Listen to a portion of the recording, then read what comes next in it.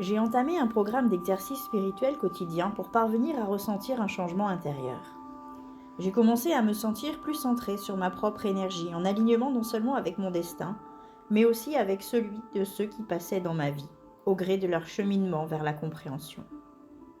J'ai reconnu au passage mon ignorance et mon peu de compréhension. Quand il m'arrivait de caler, j'essayais de faire le point sur ce que je savais vraiment.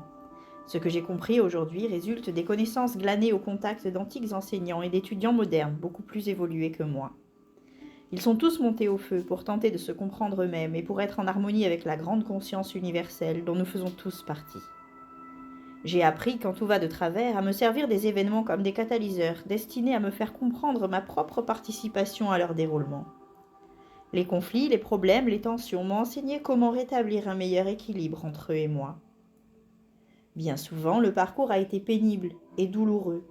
Il a reflété toutes les facettes de la relation humaine que j'entretenais avec mon entourage immédiat et m'a guidée de manière extrêmement pratique dans ma manière de vivre la réalité. J'ai senti une grande accélération s'opérer dans le monde, où les problèmes deviennent de plus en plus pénibles à supporter. J'ai ressenti l'effet de ces leçons sur ma propre vie, dans mes amitiés, dans mon karma personnel, qui n'est autre que la loi de cause à effet. Ce que nous projetons nous revient. Tout ce qui tourne en rond retourne à son point d'origine.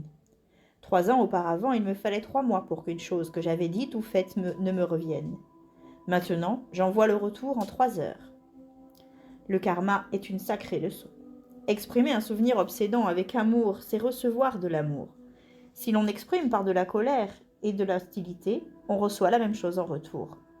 Les expériences accumulées 24 heures par jour sont devenues de plus en plus intenses, comme si je vivais 3 journées en une.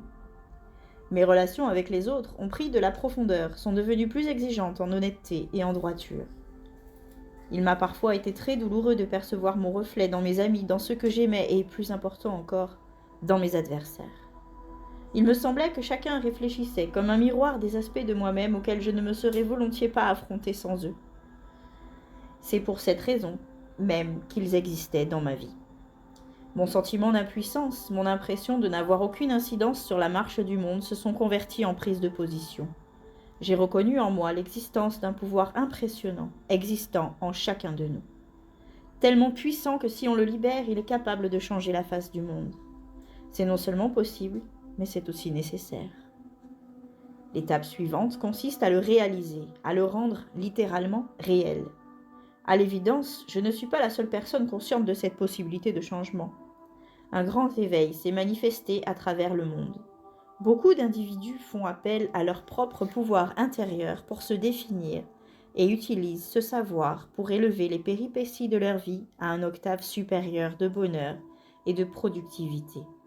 Partager cette recherche et ces techniques n'est qu'une partie de l'aide que nous pouvons nous apporter les uns aux autres.